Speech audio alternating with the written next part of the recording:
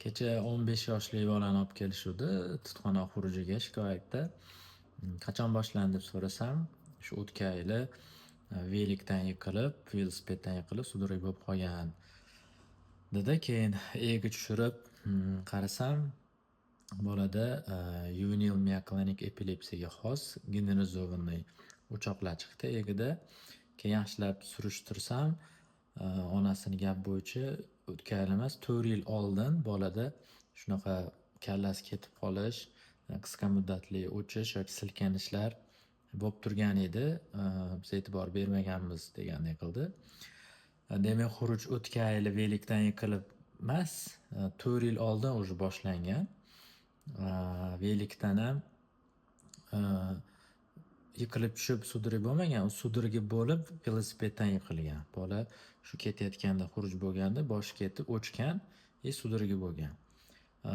Demoqchiman, ko'p o'smirlik davrida uchraydigan, ayniqsa juvenil mioclonic epilepsiya yoki skleroz gipokampa epilepsiyasi bor bemorlarga velosiped haydash, mototsikl, skuter, ayniqsa mashina haydash taqiqlanadi o'zi. Chet elda juda qattiq nazorat qilinadi. Bizda bilmadim bunda nazorat bormi yo'qmi, menimcha yo'q. Chunki bir ikkita bemorlarim bo'lgan, o'smir shu mashina minib ketib, uydan minib tushib ketib, sudragi bo'lib urilgan.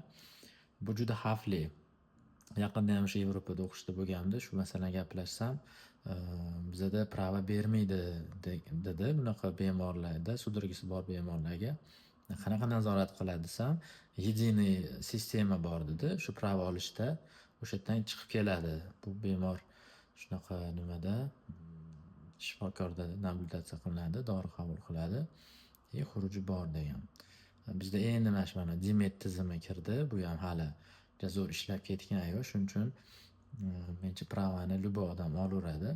Lekin bu birinchidan hayot uchun xavfli, ikkinchidan boshqalar uchun ham xavfli.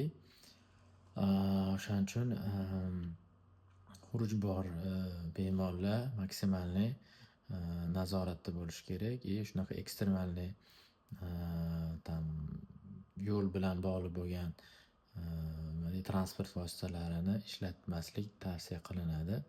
Shunga ehtiyot bo'lish kerak.